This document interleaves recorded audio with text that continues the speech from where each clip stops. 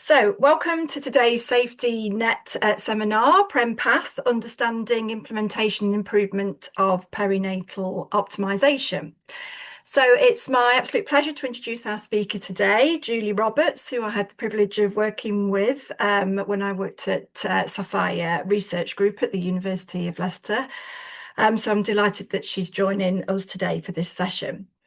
So Julie is a sociologist by background and completed a PhD in women's studies at the University of York. Since 2008, she has worked in health research across the universities of Warwick and Nottingham, and now is research fellow within the Sapphire Group at the University of Leicester. So Julie is an experienced qualitative health researcher with expertise spanning maternity and neonatal care, qualitative methodology and public involvement in research. And Julie served as the lead researcher for the PremPath study. So after the presentation, there'll be plenty of time for questions. If you do have any questions, please feel free to post them in the chat and we can move on to those as well. But if you could keep yourself on mute throughout the presentation, that'd be great. So just over to you now, Julie. Thank you.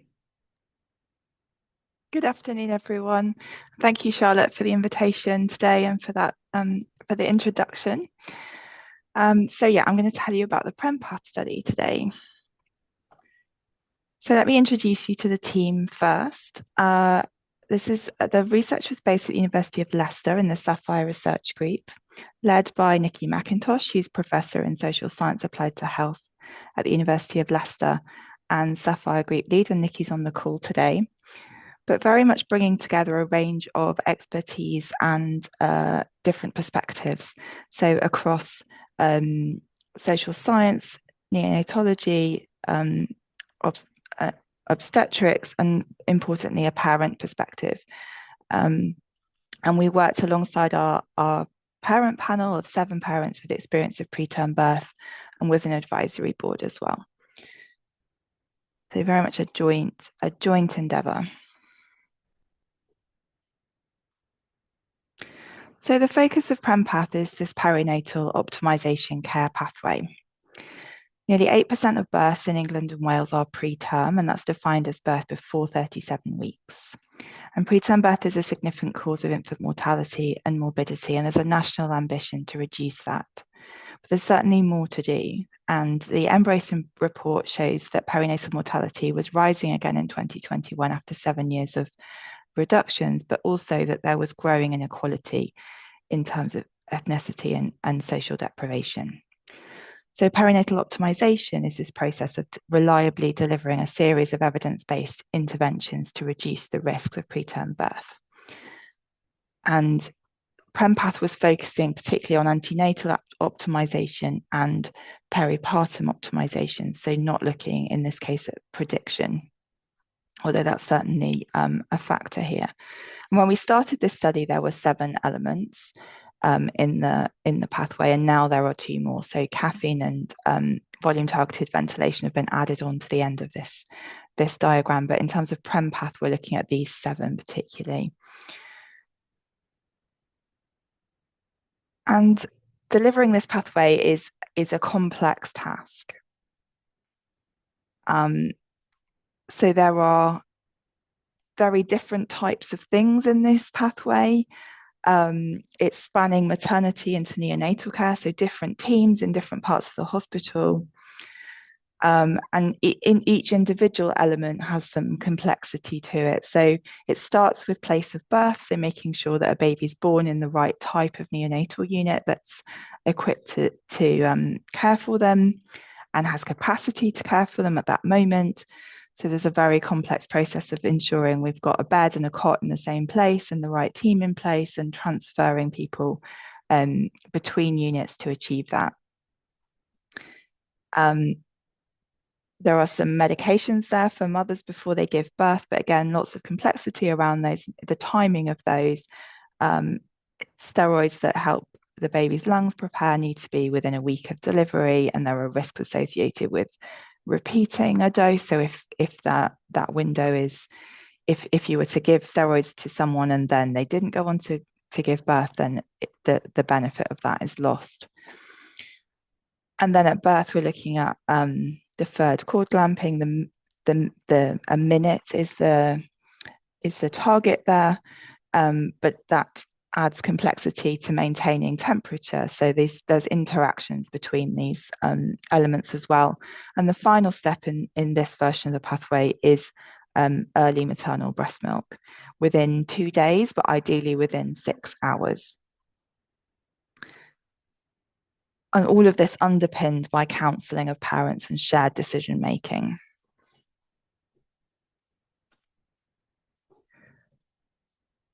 Now we have regular audit data that shows us what percentage of eligible women and babies receive each intervention of the pathway.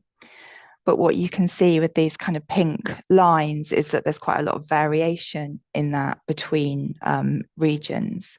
So we have a kind of average figure there in the pink bubbles, but there's also a spread. And if I draw attention to breast milk in the first 2 days of life, there's quite a large spread there between 45.8% and 82.8%. So quite a lot of variation across England. And so PremPath set out to use qualitative methods to try and get a sense of what's going on behind these numbers.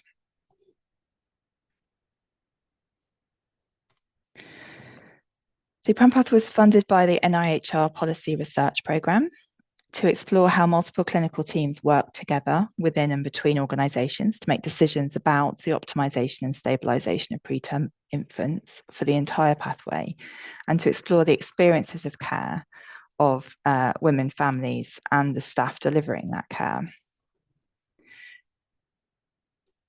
And we did that through 2 work packages. So the first work package was aiming to map the landscape of care provision in England. So we did interviews with staff who in the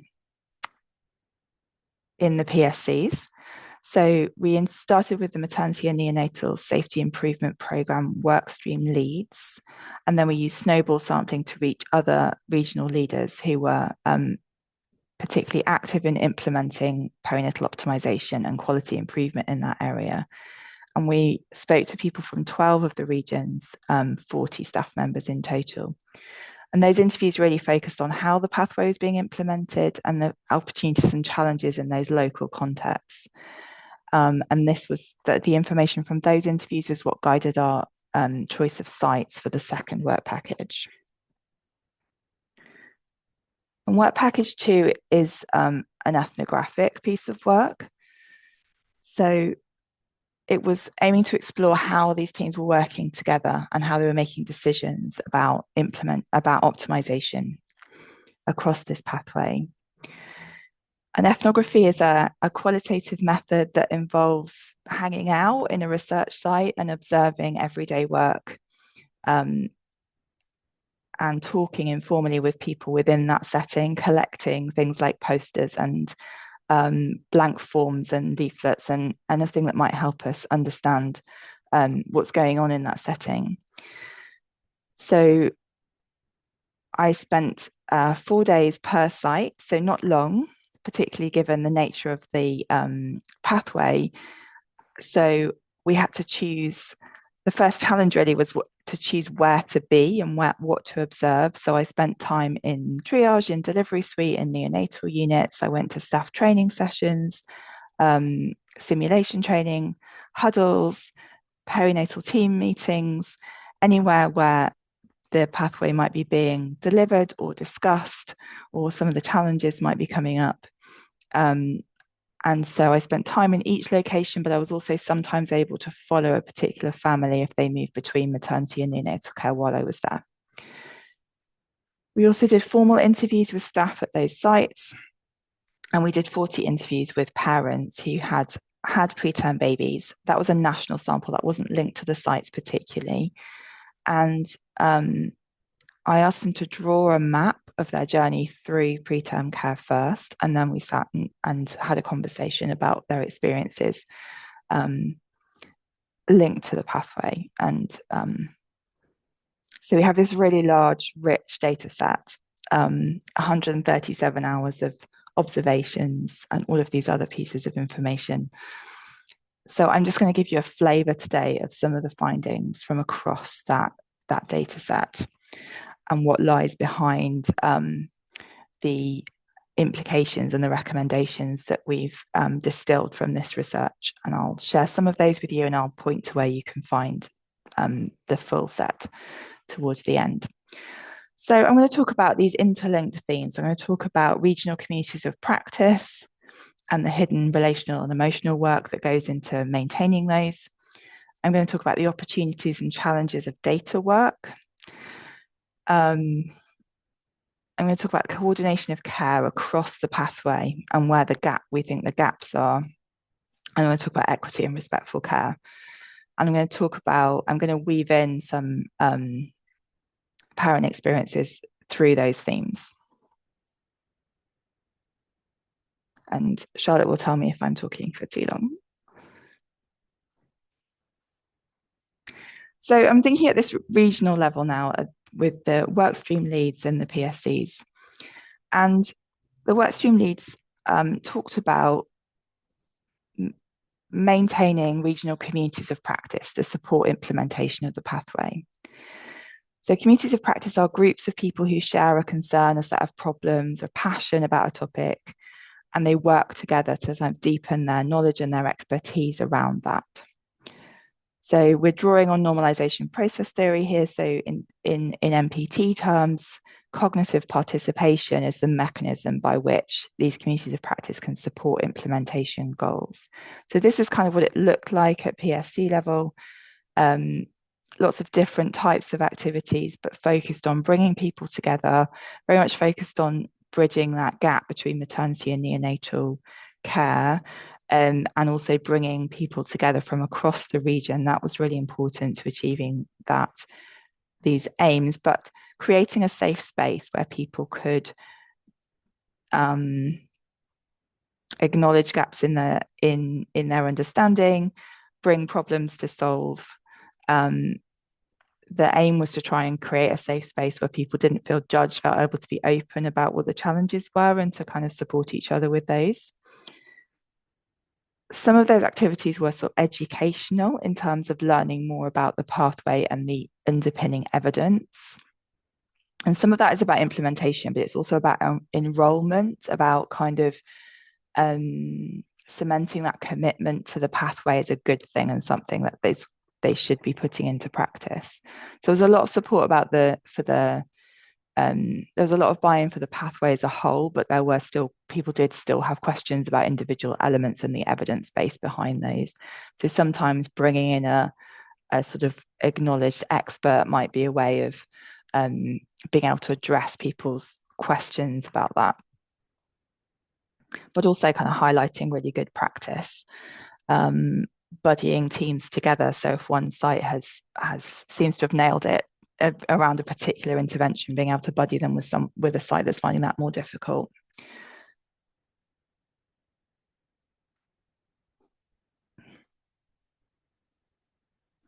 But alongside these kind of formal activities that we might recognise as a community of practice, it was clear to us that the workstream leads were also undertaking what I'm calling hidden relational and emotional work to bring people into the community of practice in the first place and to maintain their engagement. So one person described their role to me as winning hearts and minds, right? And a big part of this was linked to the particular operational context. So something about maternity and neonatal care, particularly that at this moment in time is quite turbulent. There's a lot of public scrutiny on safety in those contexts, various inquiries, and competing priorities. So workstream leads were very aware that preterm birth might be their whole world, it might be their main focus, but for the staff who they were asking to engage with the program that they were providing, actually they had a lot of different multiple competing priorities. Add to that widespread workforce shortages and turnover, it could be really difficult to keep a community of practice kind of together and engaged. And so there was a lot of reliance on champions, so individuals who had a lot of social capital in their context, who could bring some passion and some energy and take the ideas back to their local unit. But again, workstream leads were very mindful. They didn't want to burn those people out. So they were in this kind of difficult position of relying on them, but not wanting to burden them too much. So there was they were describing needing to work quite sensitively, wanting to work ethically with staff who they perceived as doing their best in a really difficult situation, and wanting to work sensitively in a way that could keep the agenda moving forward, but at a pace that they could maintain, that wasn't going to actually lead ultimately to disengagement.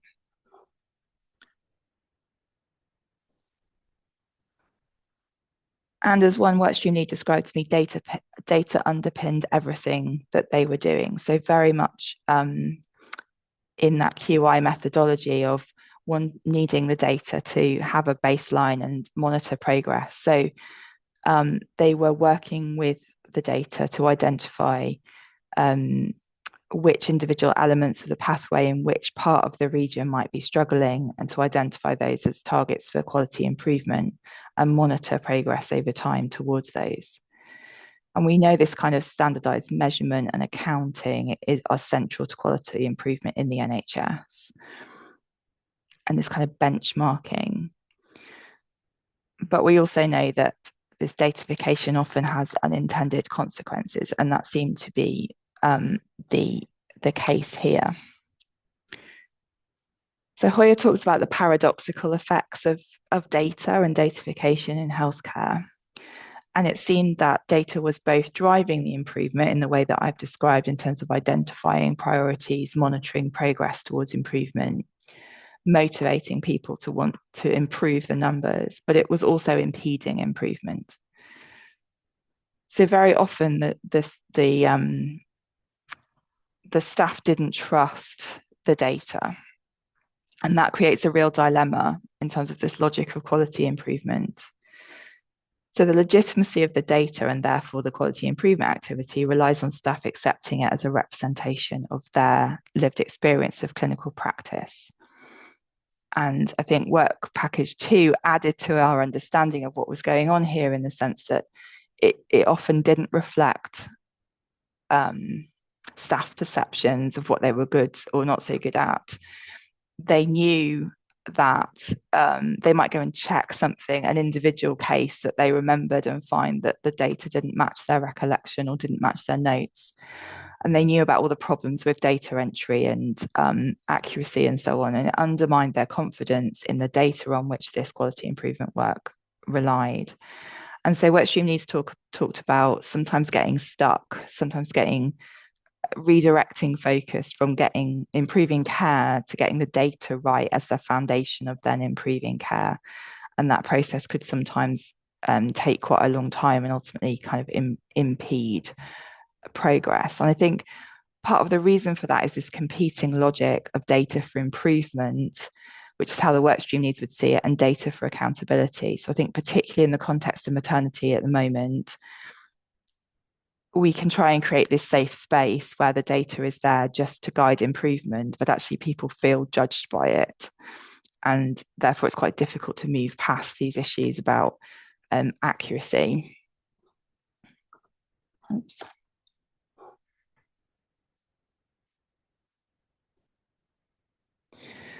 And when we moved on to work package 2, and I was observing in the different sites, I think the burden of data work became really apparent. So those of you who've worked in the NHS will no doubt recognise this picture of different systems in the same hospital or between hospitals, digital systems and paper systems existing together, IT systems that don't talk to each other, having to record things in more than one place. Remember not to use this particular field on the computer system because that has some quirk. So it was just incredibly labour intensive. And sites were sort of inventing their own systems to try and simplify it. But there was also a kind of reticence to do too much kind of re-engineering of this when there was a hope that there was some technical solution coming soon. But it just left people working with these really difficult systems. So one of the midwives described it to me as these computer systems as the source of all evil. It's like a major frustration for her trying to work with them. But even if the data was accurate, it could still feel like a really unfair judgment on them. So, and that's because data, that kind of data of which how many eligible babies have received which of these interventions, it's a really partial picture. It's only ever going to be a partial picture. And so staff often talk to me about what was missing from that picture in terms of their clinical judgment, in terms of the choices that patients make. So sometimes patients say no to these interventions, particularly steroids, that there were things outside their control. So someone might arrive in really advanced labor, at which point there's not time to do all of these, the first part of the pathway, then it may not be possible. Or they may have come from another hospital, been transferred, and so the numbers count for that site, but actually it was out of their control whether the steroids were given or the magnesium sulfate was given, for example. And so there was a sense that the complexity and the nuance was lost. One of the consultants talked to me about feeling bopped over the head by the data, like people don't understand the reality of trying to deliver this care. And so counting these individual elements, something was lost by doing that rather than taking a more holistic view. And I think we can start to see some of what's missing from those numbers in terms of coordination. So the pathway is supported by perinatal working, and there's lots of time and attention going into this new way of working, of these teams working together. And the focus of that is very much around the birth of the baby. So it's about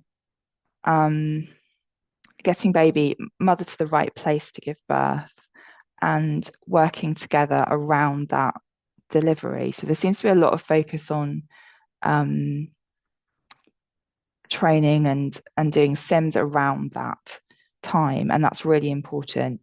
I think PremPath suggests there's a wider perspective on coordination and a wider sort of time period of coordination that needs more attention.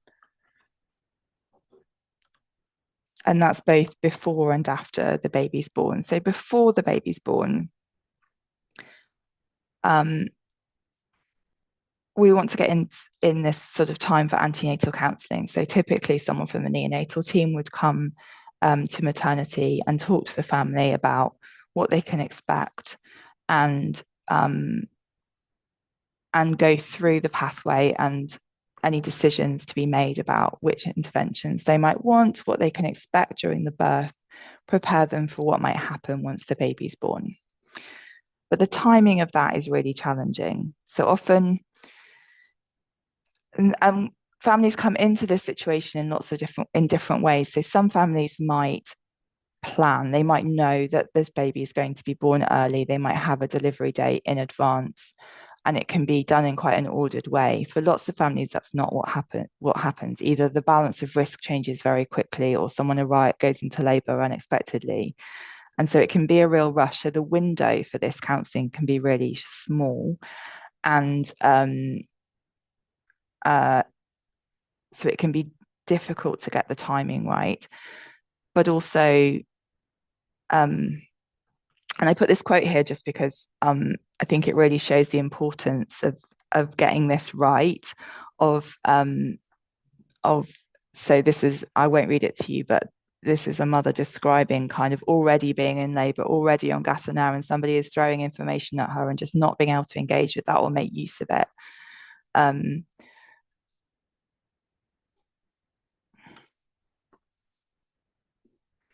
So the timing's a challenge for the reasons I've said. But there's also opportunities missed when women spend a long time on antenatal wards. So they may be in hospital for a while before it becomes apparent they are indeed going to go on and have their baby. And they might be on an antenatal ward and for a number of days or even weeks. And even then, sometimes that counselling doesn't happen. And I think there's lots of reasons for that. I guess it's that sense of there's still time. but also that the risks change with gestation quite quickly. And so staff don't sometimes resist having those conversations if they're going to need to go back and give different information a little while ago, but also just that it's not always clear whose responsibility it is. And it's not always noted, it's not always in the notes that those conversations have been had or what the content of those conversations have been. And so it just sometimes gets lost, and it doesn't happen.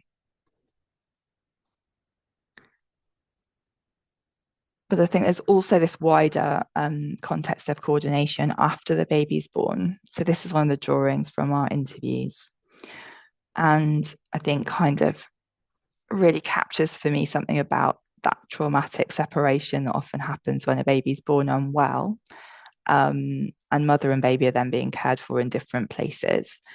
But we heard really difficult stories from parents who baby had been rushed to neonatal care and they had been left in recovery with no information. So that coordination, that communication, and you can understand the neonatal team are really busy looking after that baby, but the communication didn't always come back to the mother about what was happening, where their baby was, what, how they were doing. The staff in maternity often didn't have that information. So their gap was sometimes filled by a partner who could be running between the two places. But that introduces inequity. Not all partners were equally able to do that. There were really mundane problems like the phone wasn't working properly. And so they were trying to send messages back and forth and it wasn't working. But there are also things like the partner's mental health. Does their anxiety, for example, allow them to sort of perform that role, or actually does that need to be done by somebody else? So some kind of learning there around communication, I think, in that early recovery phase. But even if a mother is then admitted to a postnatal ward, even over the longer time, there was this ongoing issue of separation and a sort of lack of coordination and communication between the two parts of the hospital. So women who are unwell after their birth would often be kind of actually struggle to physically get to their baby if they had to wait for a wheelchair or a porter to help them get there. So there often wasn't an easy way for them to get to the neonatal unit and back again. And several women talked about struggling to look after their own health in that time period because they wanted to be on the neonatal unit with their baby, but they had to be on the postnatal ward in order to receive healthcare themselves and to receive painkillers and to receive medication they wanted. And several parents just discharged themselves because that tension was too difficult to manage. So there's potentially a real neglect of women's health and safety there.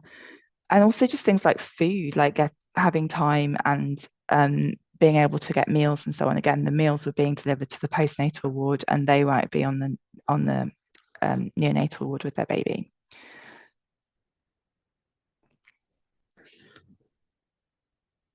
And you remember early breast milk is that towards the end of the pathway, it was the last element of the pathway.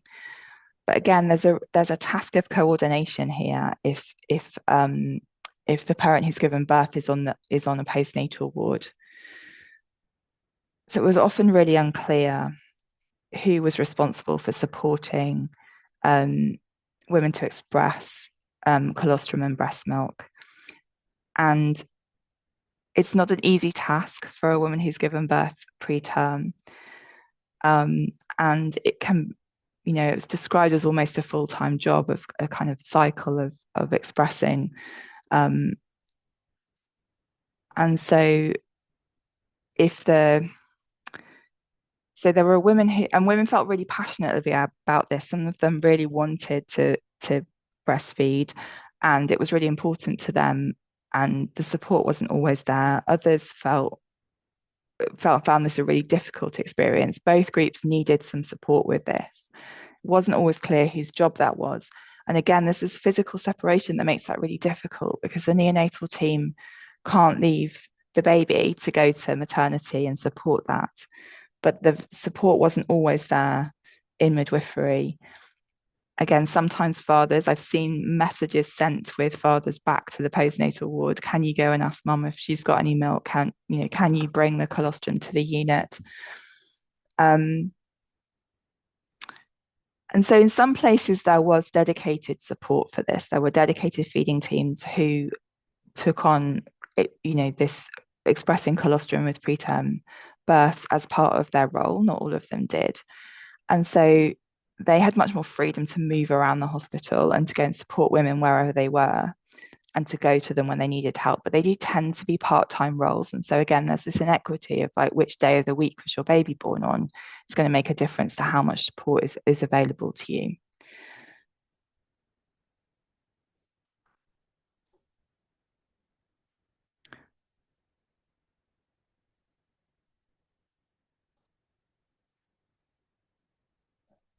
So there's a quotation here from someone who wasn't really told to express. Nobody came and sort of explained this. She didn't know she could express, having given birth so early. And someone just comes and gives her a pack of, the equipment she needs, and she has to go on YouTube and try and work out how to use it for herself.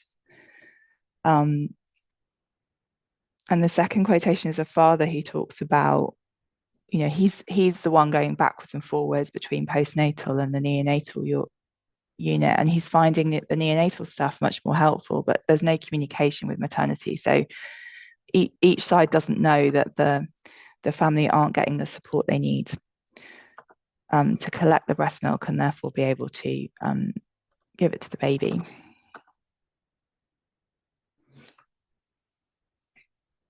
So I think we need more attention to equity and respectful care across the pathway. We know there's emerging evidence of inequity in the delivery of some elements of the pathway. So this is a recent piece of work that's found that white babies are more likely to receive deferred cord clamping than babies of Black, Asian, or mixed ethnicity, and have higher likelihood of receiving early breast milk.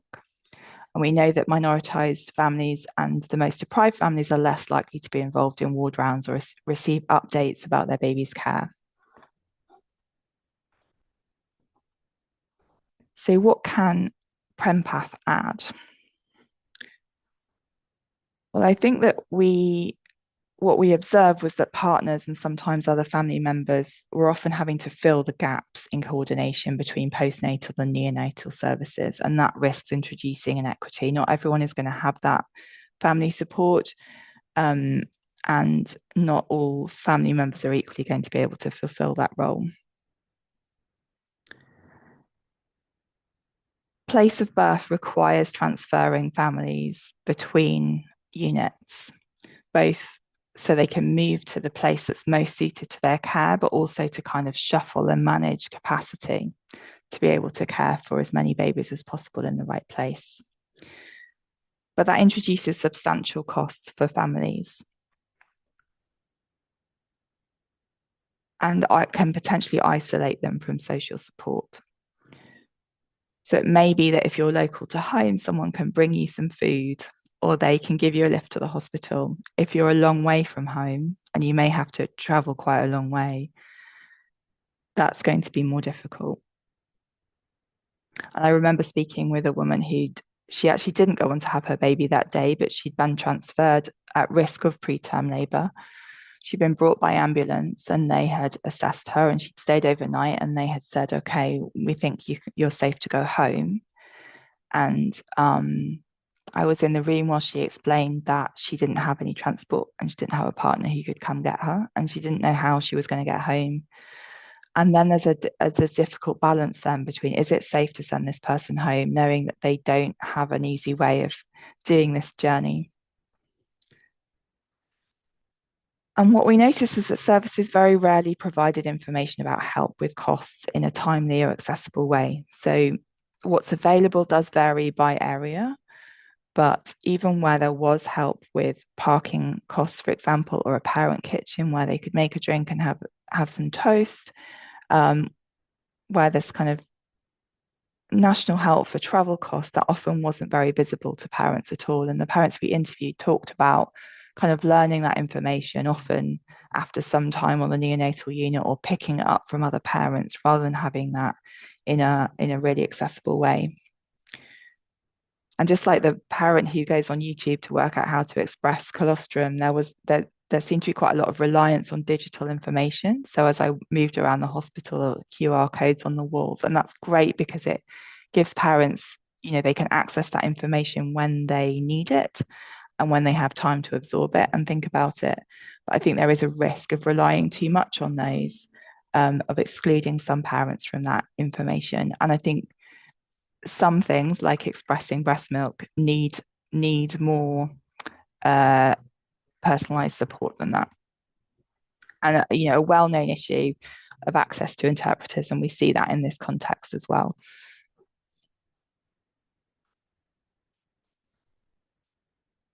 That's 35 minutes, Julie.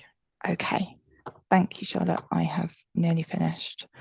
So in terms of implications, data are used to draw invalid conclusions, but lack of data can be worse. So what I've been thinking about is how we can support staff to understand both the value and the limitations of data for improvement. So how can we make use of it while also not having staff feel bopped over the head or misunderstood or misrepresented in that data? We really need to value and dedicate resource to coordinating work. So not just individual elements of the pathway, but actually the pathway as a whole and how that functions smoothly. And we need to expand our focus on perinatal working from more than just the immediate timeframe around birth, but actually a much broader view of the antenatal and the postnatal, where families are feeling safe and being less safe because of that lack of communication between two different parts of the team. And we think that further work might be useful to open up more discussion about what valuable markers of optimization might be. Can we broaden out from these individual interventions, important as they are, to more broadly defined, to add on more broadly defined markers around maybe what one interviewee called psychological optimization, and thinking about how we can reduce trauma for families at this time. So I promised that I would point to where you could find out more. So all the outputs of the project are going onto Figshare. Some of them are already including a full list of the implications. If you'd like to look at those, you can email me anytime, and you can follow updates from Sapphire to hear more about the project as we carry on sharing our results. Thank you.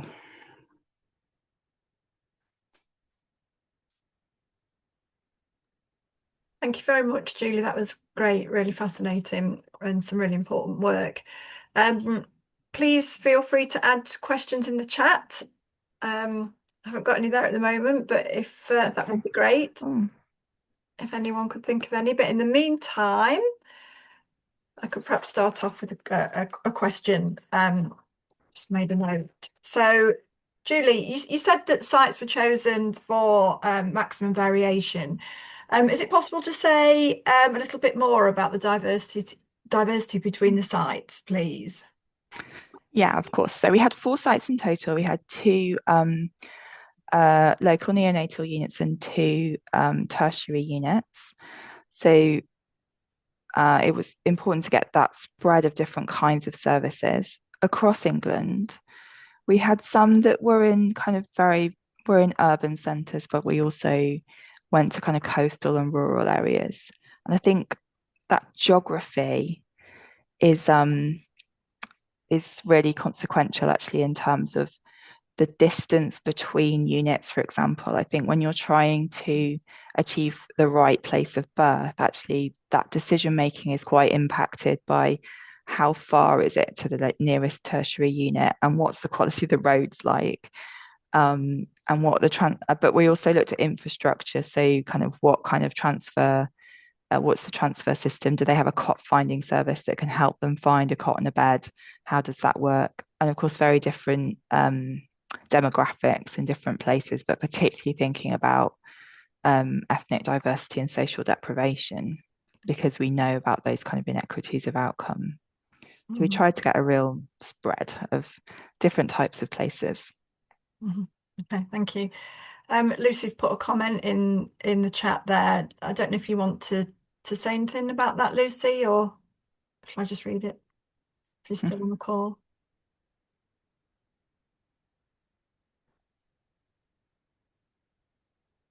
So Lucy's just saying, really interesting presentation and good to see the slides on equity and a clear call to action.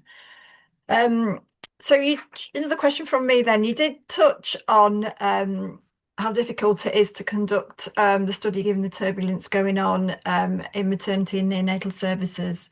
Obviously travelling at the moment, so yeah, fair enough. Yeah. To be safe. So yeah, so how difficult? I just wondered if you could say a little bit more about the difficulties of conducting a study in what's well known to be a turbulent setting within maternity and neonatal services at the moment. Yeah, I think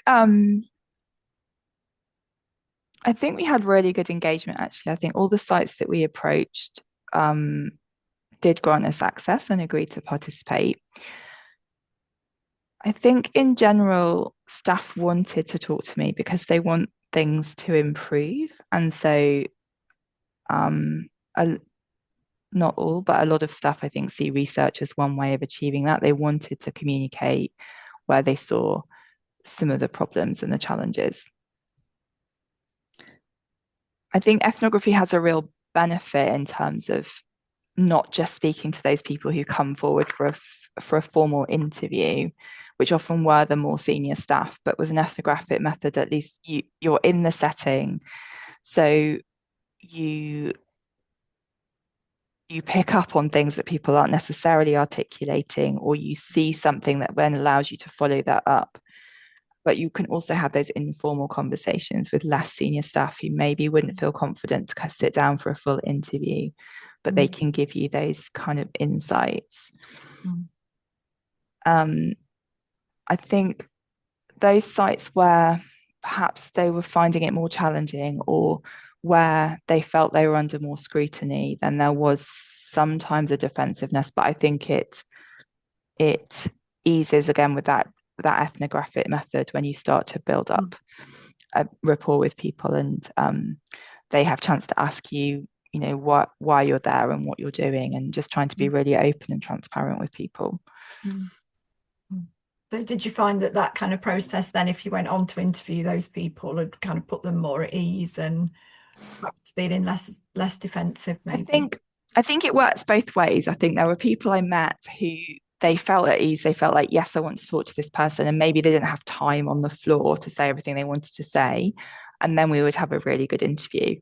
I think there were other people, perhaps where we did manage to hit a quiet moment and they had more time to talk to me, who then didn't engage with the interview because actually they felt they'd already said it, which is fine. It's fair enough. But yeah, I think being seen around the site and was helpful, so people can get a sense of who it is they're going to need to speak to and what that might be like. I think is really helpful. Yeah, thank you. Not that I want to monopolise all the questions, but I do have one more. Is there anybody Anybody else? Can't see any hands. Just hi. Go to, sorry, I didn't see. Oh, sorry, am I missing hands? Sorry, but no. I've just done a random wave. Don't worry about it. Julie, thanks so much for your presentation. That was really interesting. I just wondered about interviewing patients or parents at that kind of time. How did you and colleagues manage that, and how did you kind of debrief from that, but also if there was anything that was sensitive or triggering that came up?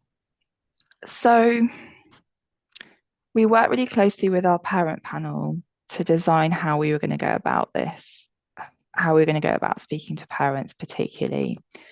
So for the formal interviews, we said that it had to be 3 months after discharge. So they had to have gone home at least 3 months ago. So we weren't intruding on that kind of really difficult time.